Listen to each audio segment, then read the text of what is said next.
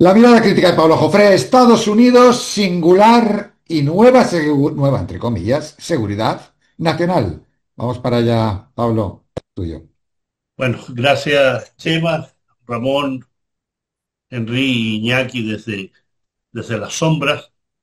Un gran saludo a cada uno de ustedes y empezar de inmediato diciendo que efectivamente es singular y es aparentemente nueva, porque en el fondo las estrategias de seguridad nacional de los Estados Unidos que suelen hacerse con cada gobierno, ¿no? Y no tienen mucho de nuevo.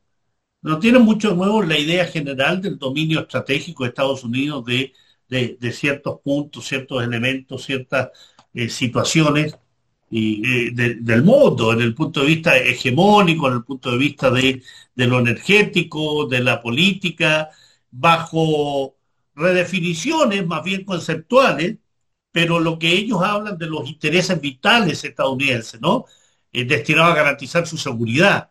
Por tanto, lo que hacen es tratar de poner un marco conceptual que combina cierto realismo geopolítico a la idea y a la usanza estadounidense, hablar de soberanía nacional, que implica un ataque a la soberanía de otros países, fundamentalmente y permanentemente. Competitividad económica, que creo que es un elemento que podríamos considerarlo más nuevo en el plano de que en general, la economía estadounidense a la baja tiene hoy competidores muy serios, muy potentes, y uno de ellos es en forma indudable la República Popular China. Y lo que son las prioridades regionales más selectivas, en Latinoamérica, Europa, lo que tiene que ver con el Pacífico, y en específico con relación a China. Por tanto, para algunos esta nueva estrategia de seguridad nacional del año 2025 supondría una especie de punto de inflexión, ¿no?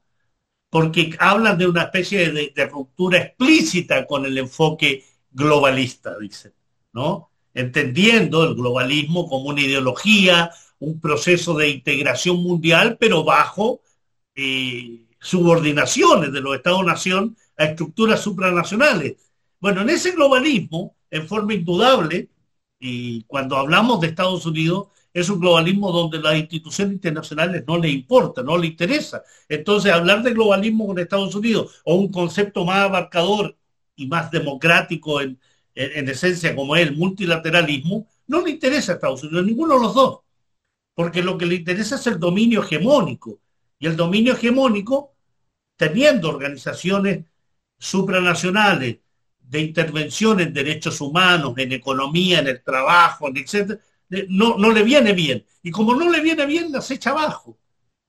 Si no le interesa trabajar elementos de salud, entonces las críticas a la Organización Mundial de la Salud vienen ahí y deja de financiarla. Si no le interesan las declaraciones de derechos humanos del Consejo de Derechos Humanos de la ONU, entonces las desconoce. Si no le importa la Corte Penal Internacional, donde además no es un país que respete los derechos humanos, simplemente castiga a los fiscales, no obedece los dictámenes internacionales y por tanto lo supranacional, las instituciones internacionales para Estados Unidos son un elemento, un escollo, son un freno. Así que en ese plano da exactamente lo mismo que una doctrina de seguridad nacional diga que se va a superar el globalismo, cuando en realidad permanentemente lo que aspira a Estados Unidos es a la hegemonía del mundo. Así que en ese plano, en forma indudable, digo, hay ahí un elemento central que tiene que ver con las características, donde Estados Unidos suele exponer en sus estrategias de seguridad nacional lo que define en sus propios documentos, ¿no? Una visión para un mundo libre, abierto, seguro, próspero, establecer un plan integral para hacerlo realidad, porque suelen ser tan hegemónicos, pero además tan megalómanos, que dicen que no se trata tan solo de la visión de Estados Unidos, sino de la perspectiva que comparten muchos otros países interesados en vivir en un mundo donde se respeten los principios fundamentales de autodeterminación, de integridad territorial, de independencia política. Entonces, es pura hipocresía. ¿Qué autodeterminación? ¿Qué integración? ¿Qué respeto al derecho internacional? Cuando efectivamente desde aquella doctrina de seguridad nacional del 2022 hasta ahora, el incremento de las intervenciones, de las agresiones, del apoyo a regímenes absolutamente totalitarios, genocidas y criminales del año 2022, que es la anterior doctrina de seguridad nacional o estrategia de seguridad nacional, que tenemos Ucrania, tenemos Palestina, Siria, el Líbano, Yemen, Irán. O sea, tenemos una serie de participaciones de Estados Unidos donde el derecho a la autodeterminación es simplemente un chiste. No existe para Estados Unidos el respeto a los derechos de autodeterminación, los derechos humanos y otros, ¿no? Y en ese plano, entonces, indudablemente, los elementos esenciales que suele tener la Estrategia de Seguridad Nacional de Estados Unidos, que han sido definidas para este año 2025 en ciertos puntos que difieren muy someramente de la del 2022. Protección de la soberanía y frontera. Por tanto, inmigración. Fuerte contra la inmigración. Declaraciones y acciones. Defensa de la población y la integridad territorial. ¿De qué población? ¿De qué integridad territorial hablan, no? ¿Qué población estadounidense es atacada o qué integridad territorial es amenazada por parte de Estados Unidos? Y ahí es donde viene un elemento bien interesante. Porque cuando hablamos de esto, de la integridad territorial, la defensa de la soberanía, la defensa de los intereses, uno se da cuenta de la megalomanía y el desquiciamiento que tienen las autoridades estadounidenses. Habrán escuchado ustedes con toda lógica sus declaraciones respecto a que sus amenazas de ataques a Venezuela obedecen a que están cansados ya y hay que recuperar el petróleo que les ha sido robado. ¿Ah? O sea, el que saquea, el que ha usurpado un supertanque petrolero es Estados Unidos.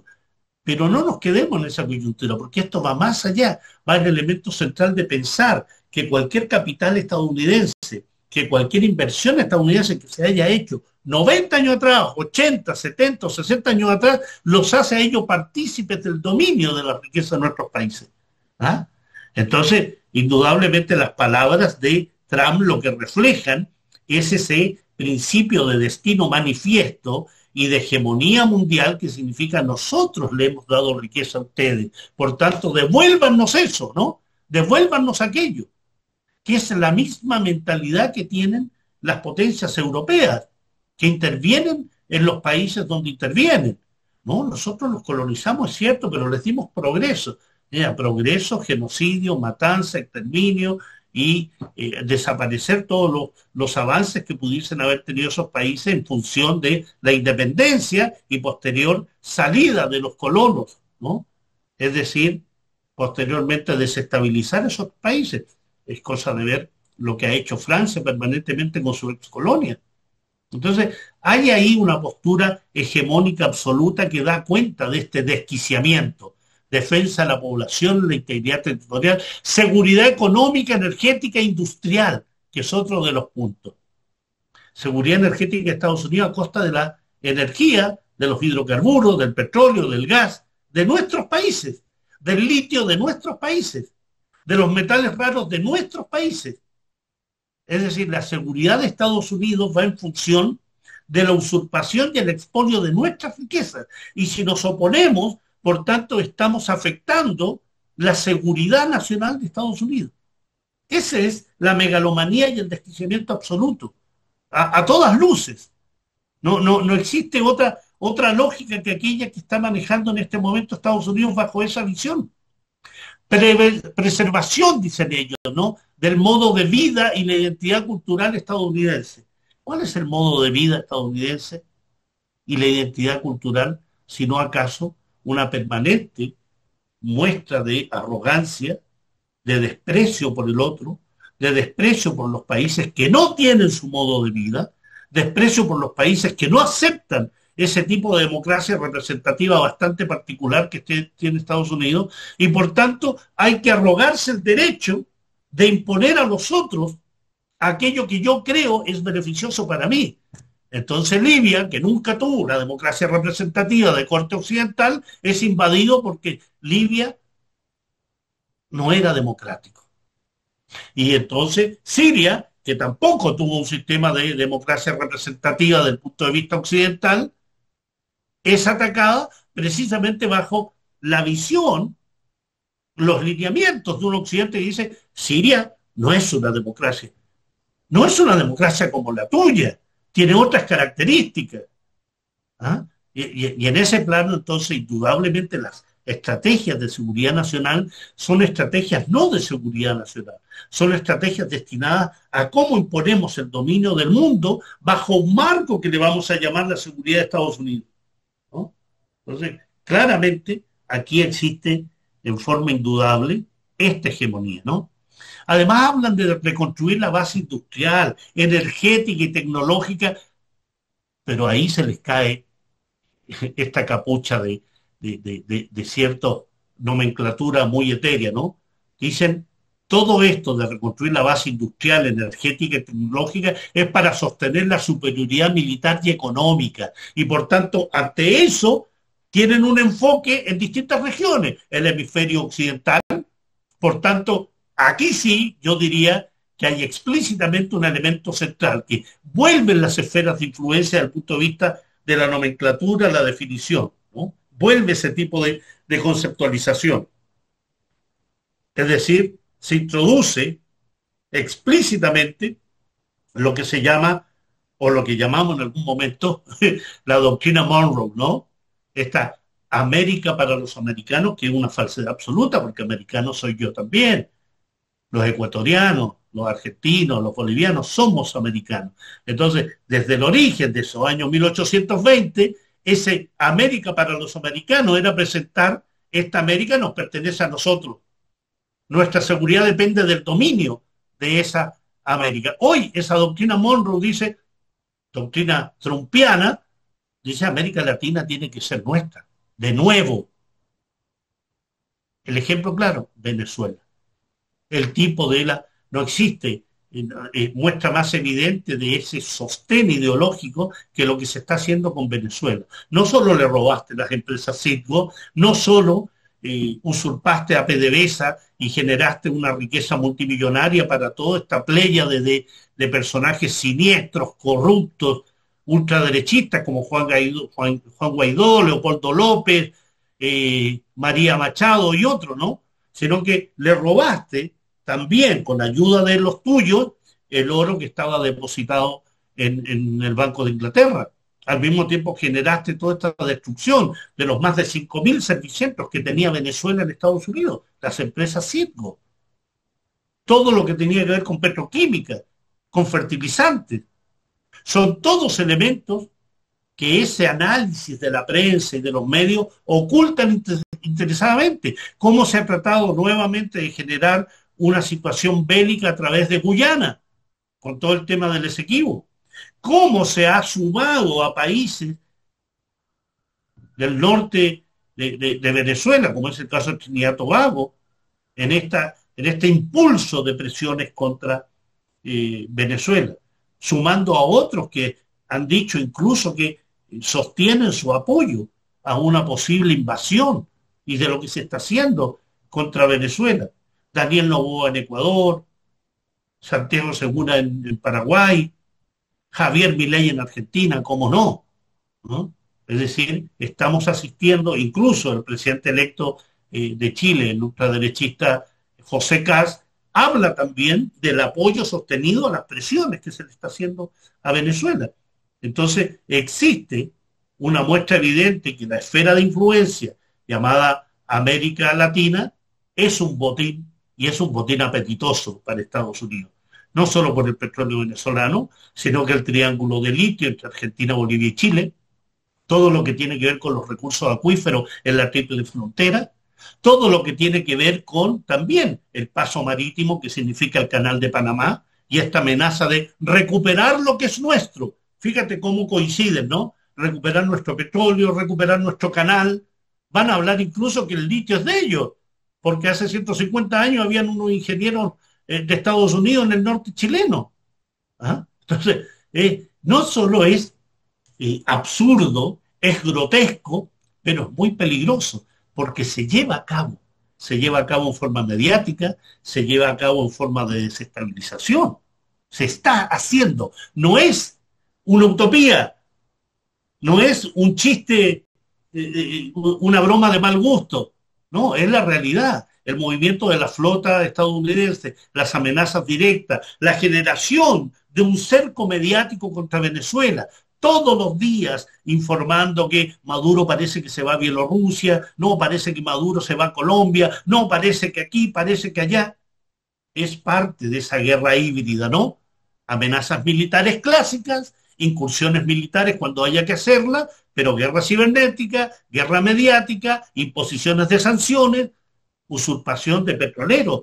Qué país podría aceptar que un petrolero de un país soberano sea asaltado en aguas territoriales de Venezuela sin que ello suponga la necesidad que ese país en algún momento ejerza su legítimo derecho a la defensa? Por tanto, la medida del gobierno de Nicolás Maduro respecto a poner una vigilancia armada para el tránsito de esos buques es lo lógico que hay que hacer, garantizado por el derecho marítimo, absolutamente. Entonces, es Estados Unidos cuando quiere entonces generar esta política de esfera de influencia en el hemisferio occidental, quiere además del petróleo venezolano y de los metales raros venezolanos, también contener la influencia de potencias como es China, como es Rusia y como es Irán. Controlar lo que ellos llaman los flujos migratorios irregulares, proteger las infraestructuras críticas y recursos estratégicos, ¿no? No es casual que Venezuela, el narcotráfico, inmigrantes, minerales, potencias que quieren usurpar el derecho de Estados Unidos a comerciar con los países latinoamericanos. ¿No eras Estados Unidos el adalid, el referente del libre comercio internacional? ¿No hablas del libre comercio permanentemente y niegas la posibilidad de que nuestros países negocien con quien les venga en gana? O sea, así de hipócrita y así de desquiciado es ese país que genera y hace lo contrario a lo que transmite, ¿no? La libertad de expresión. Libertad de expresión. Todas las empresas norteamericanas con redes de aplicaciones sociales censurando a la gente, eliminando canales, pero no eliminan a los soldados israelíes haciéndose selfie mientras asesinan a los palestinos, ¿no? Entonces, eso que parece tan de perogrullo, y uno dice, bueno, dicen los más sometidos suelen decir, bueno, pero eso siempre ha sido así. No, pues oiga, eso no puede ser así. No puede ser así. Porque si usted de verdad pretende que conformemos un mundo que sea multilateral, que sea un mundo donde la democracia sea efectiva, donde se respete el derecho internacional, usted no puede aceptar eso. Usted no puede en forma hipócrita y absolutamente desquiciada decir, no, lo que pasa es que Venezuela no es una democracia y por eso Estados Unidos está haciendo lo que hace. O sea, usted acepta que se presione un país, se robe un país, se agreda a un país, se le amenace con invadir y más aún, la casta política opositora a ese país encuentra muy bueno saludar con banderitas la invasión de posibles marines en Venezuela. Y que además la Dalit, el referente de ese entreguismo y de esa traición, como es María Machado, recibe un premio Nobel. Y que el presidente del Comité Nobel le diga que es una héroe, que lucha contra la tiranía de Maduro. El presidente del Comité Nobel. O sea, es la distorsión absoluta. Por tanto, no es extraño que la estrategia de seguridad nacional de Estados Unidos sea también desquiciada, porque lo que pretende Estados Unidos es un retorno a lo que ellos llaman una hegemonía defensiva hemisférica, ¿no? Donde no van a aceptar que vengan otros poderes hegemónicos o con pretensión hegemónica en su patio trasero. Y habla de China, y habla de Rusia, y habla de Irán. Pero también otra esfera de influencia en el Indo-Pacífico, ¿no? Que hoy diría es la prioridad geopolítica más importante, porque ahí influyen distintas variables, geoeconómica, seguridad marítima, minerales estratégicos, libertad de navegación, estrecho Malaca, el estrecho de Taiwán, más conocido como en la zona del mar meridional de la China. Entonces, cuando tú tienes todo lo que está aconteciendo ahora en virtud de ver cómo influye sobre Taiwán, sobre Corea del Sur, cómo compran armas para dotar de submarinos nucleares a Australia, cómo se han generado declaraciones de la primera ministra japonesa respecto a provocaciones contra China, y China, que dejó de ser el dragoncito dormido, eso hay alguien que es capaz de decirle, a ver, guarde las palabritas, ¿no? Que le podemos cortar la lengua y que el mundo se espante, ese mundo occidental diga, China amenaza a Japón. Pero si están amenazando a China hace años, hace décadas. Entonces debemos ser capaces también de decirle que se dejen de hipocresía a aquellos seguidores de la teoría del buenismo, que dicen, no, los países tenemos que ser basados en la diplomacia, en la negociación. No, a Estados Unidos no le interesa la negociación, le interesa la imposición. Toda tratativa, toda conversación tiene que ser de acuerdo a lo que quiere. Y si eso no se da, indudablemente es un estúpido, es un país arrogante, es un país que no quiere la paz y por tanto va a sufrir todo el poderío de sanciones que tiene Estados Unidos. Ese es Estados Unidos. Ese es Estados Unidos. Y con Europa, la fórmula, yo diría, ha ido variando, ¿no? Ha ido variando porque acá hay un elemento muy central. Estados Unidos, armando de un mandatario transaccional, un mandatario con mentalidad económica, un empresario, de esos empresarios agresivos, ¿no? De esos empresarios que se imponen, donde son capaces de decir, te quiero comprar tu casa en la que vive hace 100 años y me la tienes que vender porque la quiero. Eso es lo que le dice Europa, ¿no? Le dice Europa, señores, ustedes tienen que pasar del 2 al 5% del PIB de aquí al año 2035 y tienen que ir implementando cambios progresivos. Pero las armas me las van a comprar a mí. O sea, aumentan su presupuesto en desmedro de los derechos sociales, en desmedro de la sanidad, de la educación, de las pensiones, de ese estado de bienestar a la baja, pero que sigue siendo también un referente para muchos de nuestros países. ¿Ah? Aquellos países que hemos perdido los beneficios sociales y estamos sujetos a los vaivenes de, ¿quiere usted pensión? Entonces rásquese con sus uñas, ¿no? Porque el Estado no va a intervenir en apoyarlo en su pensión. Entonces, en ese plano, Estados Unidos le impone a Europa y lo convierte en forma concreta en su patio trasero y lo hace competir con América Latina y con aquellos mandatarios absolutamente genuflexos que hay en América Latina. Como genuflexos son gran parte de los mandatarios europeos, ¿no? Y cuando te niegas, o más bien cuestionas un poco, y en eso Chema quizás o Ramón me podrán dar mayores luces, pero cuando Pedro Sánchez dice es que si pasamos del 2 al 5 es difícil porque puede generar problemas en nuestra estabilidad, de inmediato vienen lo que es el guaripola, le llamamos en Chile, el que conduce este bastón en las marchas militares, el guaripola alemán, y lo que dice es, Pedro Sánchez es un fanfarrón, no cree en la unidad europea, ¿no? Porque se niega. Negarse es un acto de dignidad para cualquiera, para los españoles, los italianos, el que sea. Es un acto de dignidad oponerse a que venga una potencia que quiere que les compres sus armas, porque el 70% de las armas que Europa compra se la compra a Estados Unidos. Y esto va a significar una cifra similar, pero además con el doble del presupuesto. Me parece que el presupuesto del 2024 fueron 320 mil millones de euros. Se calcula que van a ser 550 mil cuando se incrementa el 5%. Bueno, más 90.000 millones ayer. Sí, los 90.000 millones que se aprobaron allí en Bruselas, indudablemente, ¿no? Que me parece que la única salvedad, y lo podrán afirmar o desmentir, es que no se ocuparían los activos rusos, ¿no? Por la Exacto. oposición, por la oposición de algunos países. Lo que es una muestra evidente que se está generando una tensión a partir de una potencia extrarregional al otro lado del Atlántico que influye sobre un continente que tiene como vecino a la Federación Rusa. No tiene como vecino a Estados Unidos.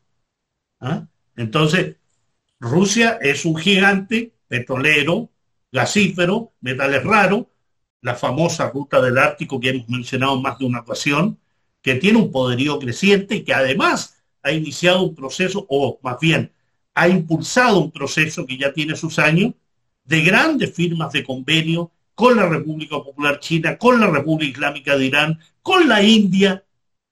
O sea, estamos hablando de efectivamente llevar a la práctica un no depender de Europa y no depender de Estados Unidos. Y eso le asusta a los europeos.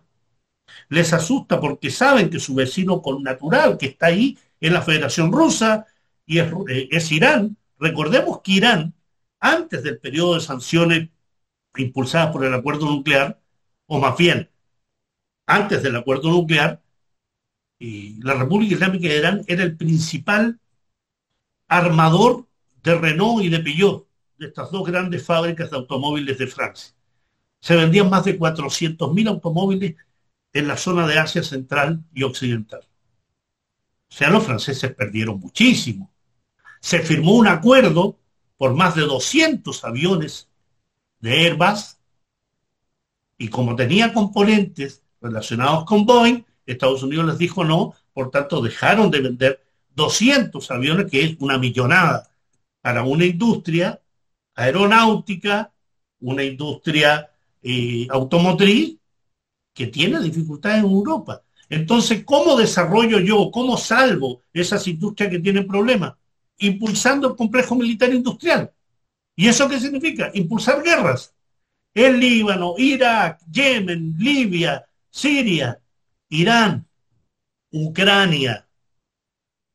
Ucrania ha recibido más de 450.000 millones de euros entre financiamiento directo para un régimen de facto que no podría sobrevivir sin esas dádivas y esas platas mendigadas, ¿no? Pero también armas. Francia está vendiendo aviones, Suecia le está vendiendo aviones. Se ha generado un círculo en Europa de mantengamos la guerra, porque la guerra nos significa dinamizar nuestras economías. La guerra mueve las economías, sino que lo diga Estados Unidos y su complejo militar industrial. Entonces, la estrategia de seguridad nacional garantiza a Estados Unidos que se mantengan las invasiones, las agresiones y las guerras, porque permite que ese complejo militar industrial, que es un elemento fundamental de los grupos de presión en Estados Unidos, junto al energético, junto al sionista, junto al saudí, de mantener la actividad económica de Estados Unidos. Permite entonces al mismo tiempo tener un aparataje mediático, tener un aparataje ideológico que convence o trata de convencer o influye sobre nuestro planeta respecto a las directrices ideológicas, visión de mundo. ¿Ah? Eso es la estrategia de seguridad nacional, no solo puntos distintos de áreas de influencia o qué es lo que queremos hacer. Es un instrumento, también una herramienta de vinculación ideológica con los países aliados. Mira, este es mi documento, ahí lo tienes. Léetelo bien, Úrsula, léelo bien, Pedrito Sánchez, léelo bien, Fredich, porque esto te voy a hacer una prueba el próximo mes, cuando tengamos la reunión, y te voy a decir, bueno, ¿qué acuerdo llegaron? Sí, Daddy, le dirá Mark Rutte, ¿no? Daddy, estamos todos de acuerdo en llevar adelante el 5%, estamos contigo, tú eres el estadista más duro que hemos tenido, pero eso hace falta para Europa porque hay que domesticar a las sociedades. ¿Ah? ¿Y cómo las podemos domesticar? Con ejércitos más poderosos, con mayores niveles de represión, mantenerlos ocupados con que hay una amenaza rusa, ¿no? La rusofobia, y también el inmigrante. El inmigrante es un enemigo, el negro es un enemigo, el árabe es un enemigo, que son los grandes enemigos surgidos tras la caída de la Unión Soviética. La inmigración, el Islam, el narcotráfico. Por eso tenemos el invento contra Venezuela, las narcolanchas, más de 100 asesinatos. Hemos destruido la narcolancha número 7, 10 muertos. Pero no murieron todos en el misilazo contra la lancha, entonces volví a repasarlos cuando estaban en el agua. Eso es un crimen de lesa humanidad. Es un crimen contra alguien al cual no le has comprobado absolutamente nada. Pero los medios bastan con que Estados Unidos diga fue una narcolancha para que se tome como ley, ¿ah? Como un dogma de fe. Padre, Hijo, Espíritu Santo, Aquí lo mismo en la política. Entonces, eso sirve la estrategia de seguridad nacional, ¿no? Es una estrategia destinada no solo a dar un diagnóstico económico de la situación, no solo decir que hay un peligro para la civilización occidental, o sea, le está asignando también la culpa, la responsabilidad a la Unión Europea. Dice que hay una perspectiva de borrado civilizacional. ¿Y a quién le asigna la responsabilidad?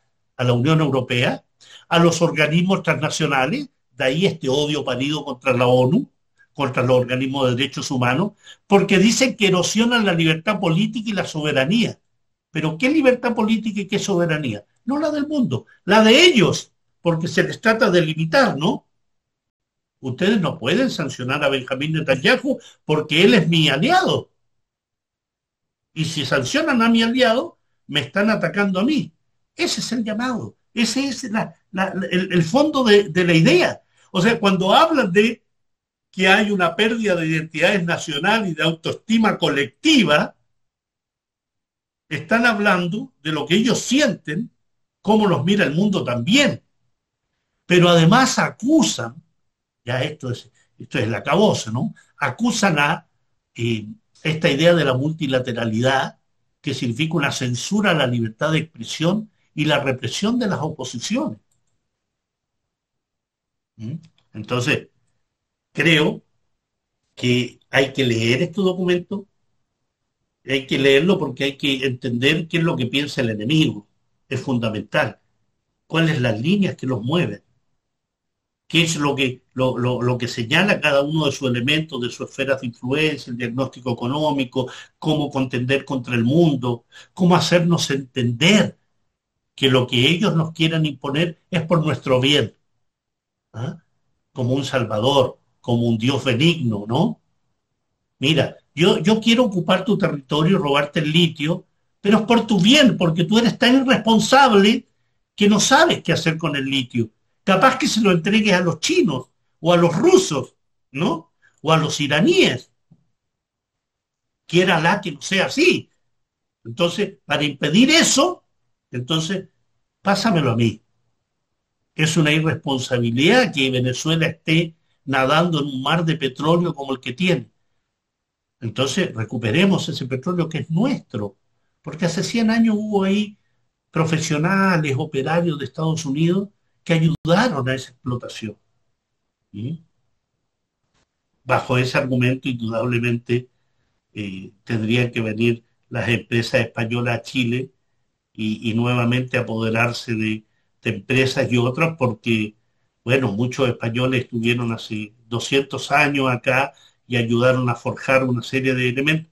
Es absurdo, es de un nivel intelectual bajísimo, por decirlo menos, ¿no?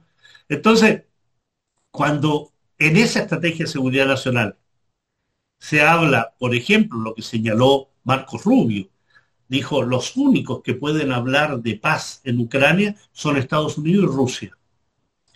Todos los demás al lado. Los europeos para el lado. La ONU para el lado. No.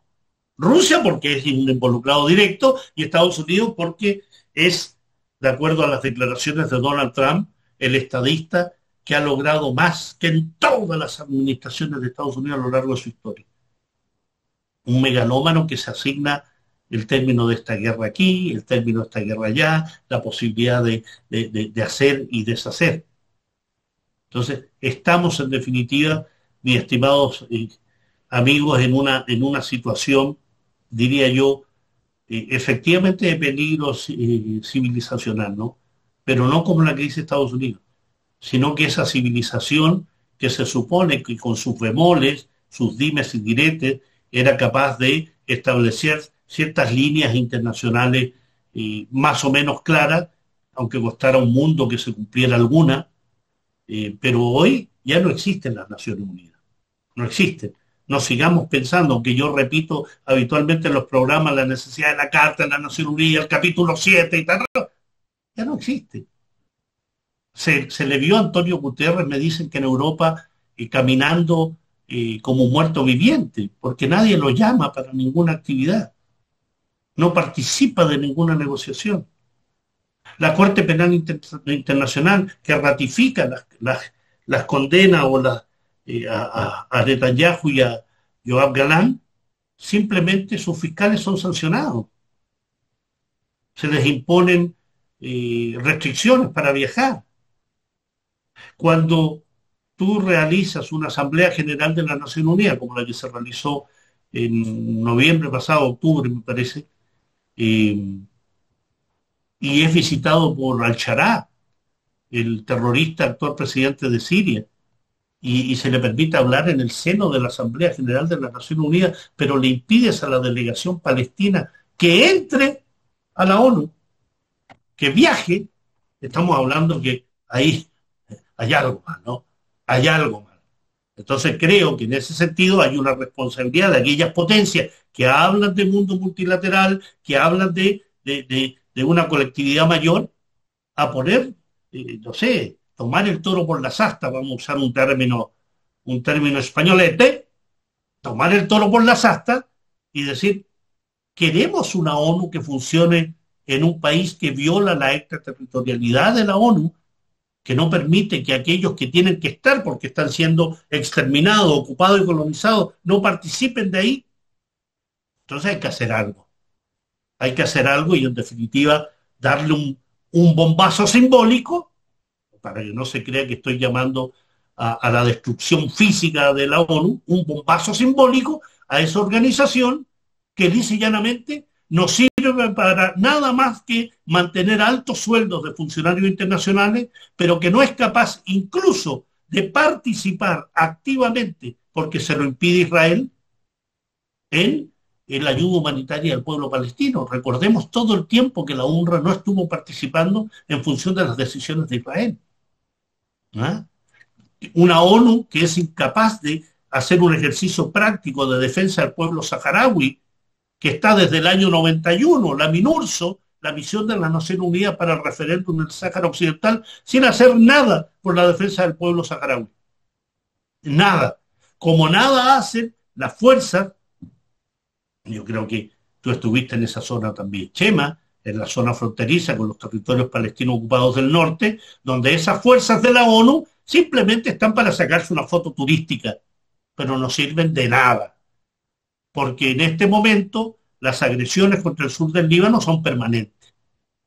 Y eso es auspiciado, avalado, catalizado, precisamente por este tipo de estrategias, de doctrinas relacionadas con igualar la seguridad nacional de Estados Unidos con la inseguridad del resto del planeta. Es decir, nada será seguro para Estados Unidos si no hay un dominio total de las instituciones, y si no hay dominio, entonces no me sirven de la toma del petróleo, del gas, de los pasos marítimos y otros, porque ¿qué más evidencia que el cartel de los soles, que el narcotráfico, que el tren de Aragua ha sido simplemente una excusa barata, para simplemente el megalómano, como es verborreico, como tiene una disfunción verbal, como se le salen en definitiva los objetivos que persigue, ha reconocido que en el fondo es el petróleo. Todos sabemos que es el petróleo, pero salía el cartel de los soles, el tren de Aragua, María Machado, ¿m?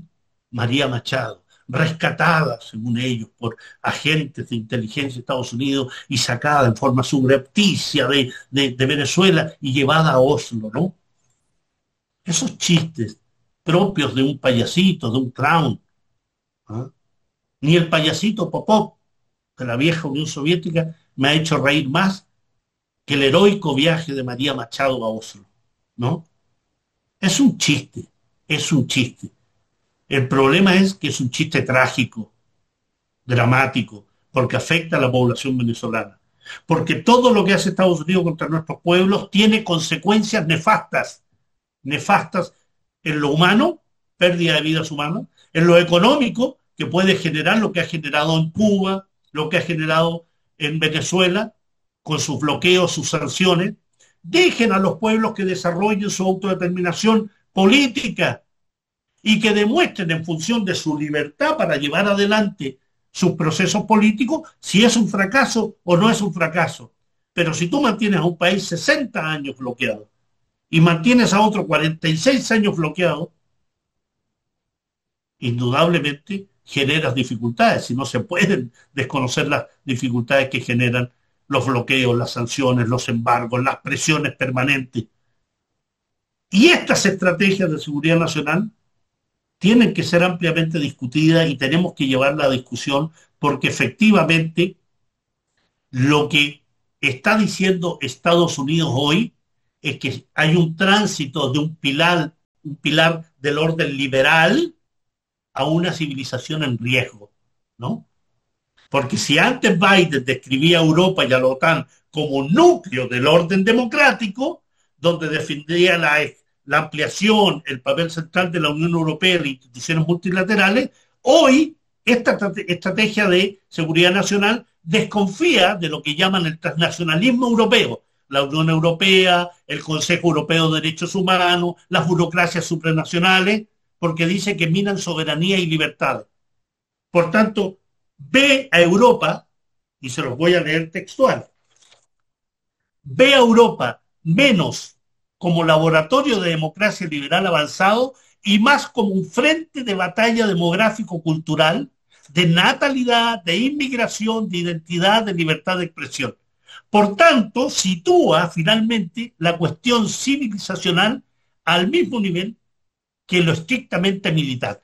Es decir, Europa deja de ser sobre todo un actor normativo a través de la OTAN, del Consejo de Europa, el Consejo de Derechos Humanos, y pasa a ser una civilización aliada, que hay que rescatar de su tránsito a la deriva. Y recordarán lo que fueron las declaraciones del vicepresidente James Vance, ¿no? Cuando le asignaba a esa Europa todos los males de haberse alejado del espíritu y de las directrices de Estados Unidos. Ese es Estados Unidos. Sus documentos son la muestra más evidente del carácter hegemónico, arrogante, soberbio, criminal, delictivo, desquiciado. Y me pueden ayudar Iñaki, Ramón, con todos los términos y conceptos y adjetivos que pueda tener este tipo de país que más de José Martí lo decía, ¿no? Viví en el monstruo y conozco sus entrañas. Y sus entrañas son putrefactas para nuestro país. Y no es simplemente un concepto antiimperialista, un concepto de demonizar a una gran nación, el faro de la democracia del mundo. No, es dar cuenta que Estados Unidos es el responsable de más del 90% de todas las guerras, agresiones, desestabilizaciones, invasiones y muertes que ha tenido el mundo desde 1945 a la fecha. Eso, mis queridos amigos. Bueno, queridos, Iñaki, te he visto que te has asomado. ¿Quieres hacer comentario? Nos quedan unos minutitos. Unos minutitos, sí. Si no, por aquí, a ver, no sé si Iñaki se ha asomado simplemente para que veamos lo guapo que es o ha sido una cosa. Pero bien. Por cierto, dos cositas. Ya veremos qué pasa con ese petrolero chino que ha sido atacado por las fuerzas ucranianas con algún dron en el Mediterráneo.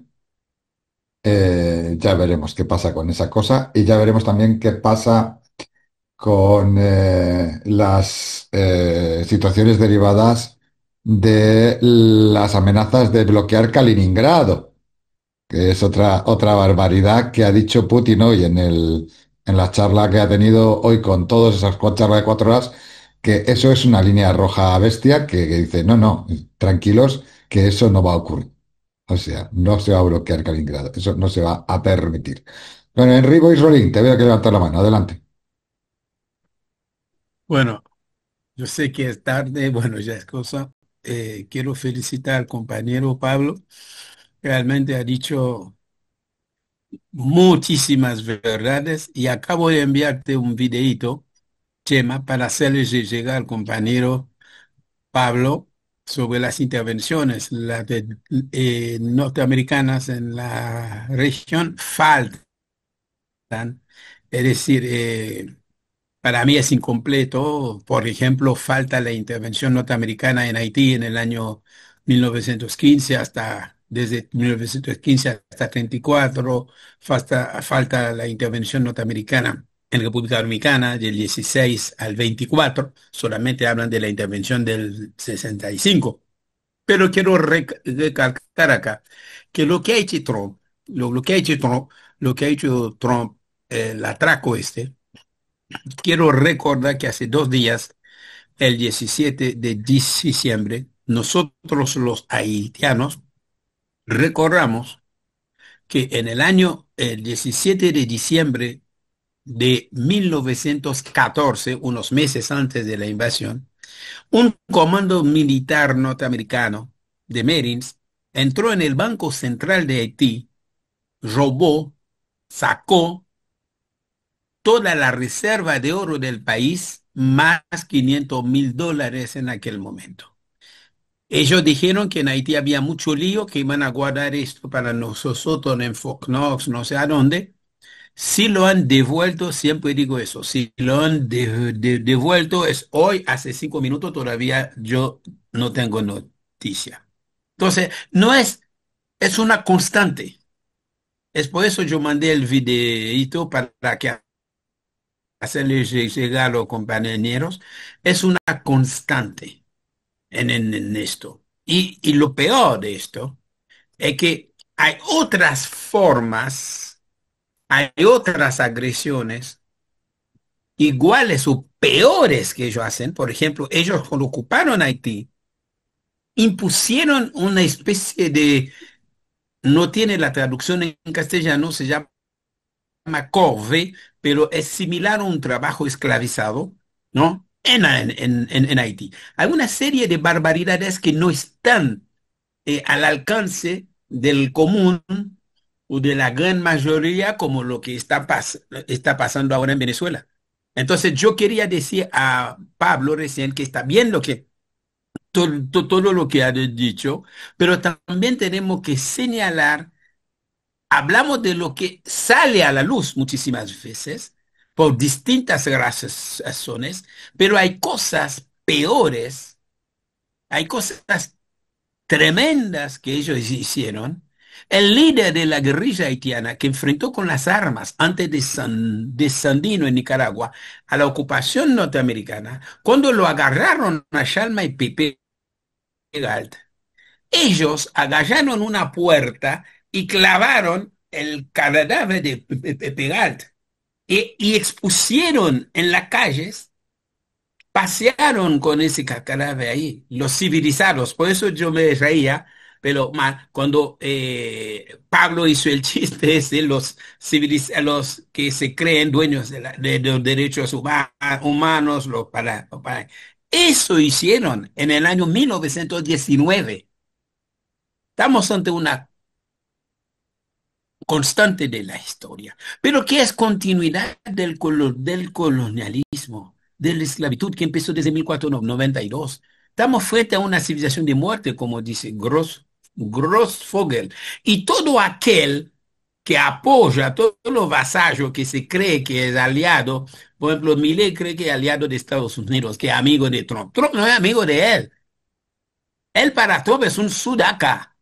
Él no entiende lo que es el supremacismo blanco norteamericano, como los militares argentinos pensando en el año 82, ayudando a Estados Unidos a combatir a lo contra en Nicaragua, en la guerra de las Malvinas.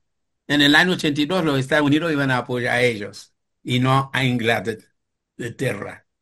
Por favor, no es así. Son vasallos.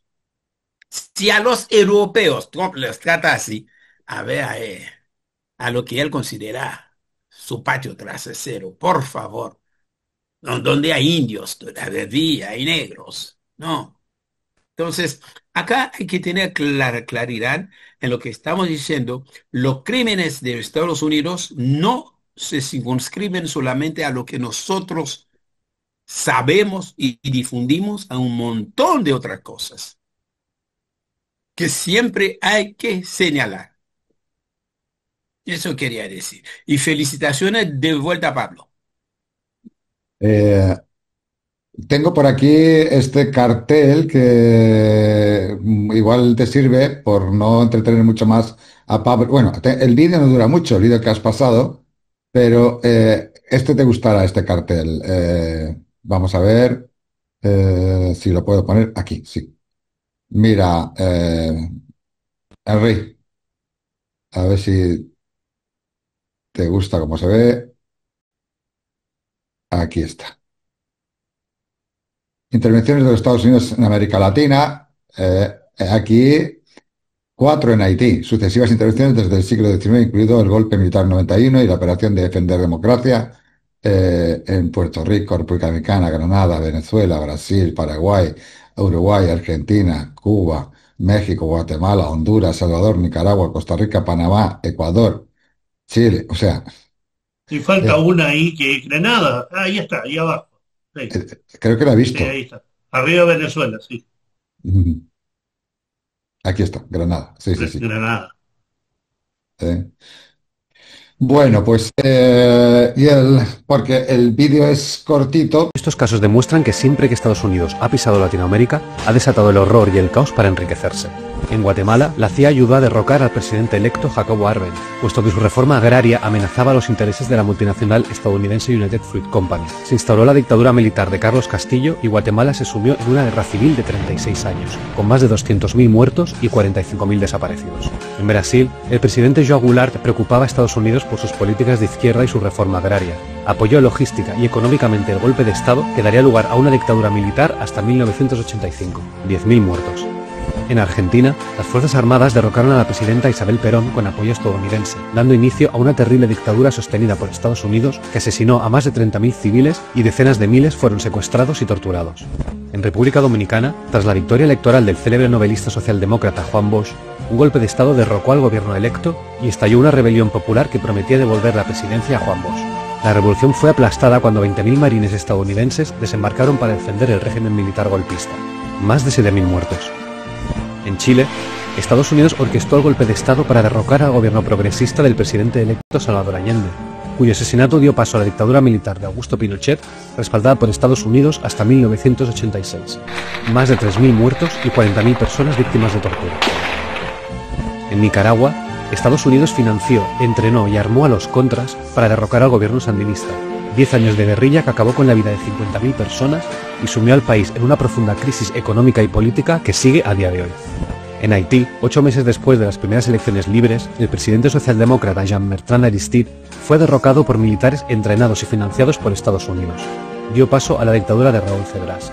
Más de 4.000 muertos. En El Salvador, Estados Unidos prolongó más de una década la guerra civil entre el gobierno totalitario y la rebelión izquierdista, financiando con miles de millones al ejército y a los escuadrones de la muerte, entrenados y armados con apoyo estadounidense y que asesinaron sistemáticamente a civiles, líderes comunitarios y religiosos.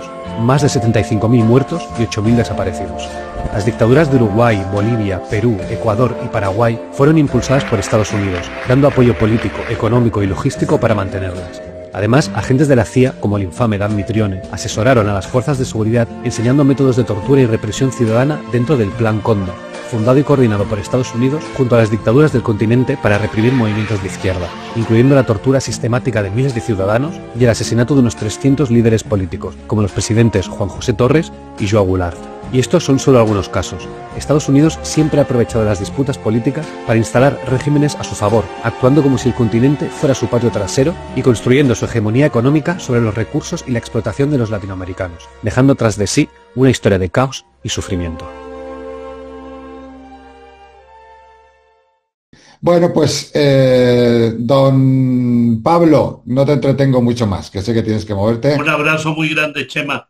Te hago llegar Y pronto esto. conversamos por interno para proponerte el próximo programa antes que viajes. ¿Ya? Sí, sí, sí, sabes que luego estaremos 2 semanas sin programa, Sí. seguro, o sea que vamos a ver qué, y la semana que viene hay fiestas, o sea que festividades, o sea que tenemos que buscar los Para eso. huecos. A ver, Ahí tengo la idea de un programa que lo podemos ver antes de de irnos, que sea venga, un regalo de Navidad. venga, ahí vamos. Un Abrazo abrazo, grande. Ramón, un abrazo, Chema. Hasta luego, Cuídense Pablo. mucho.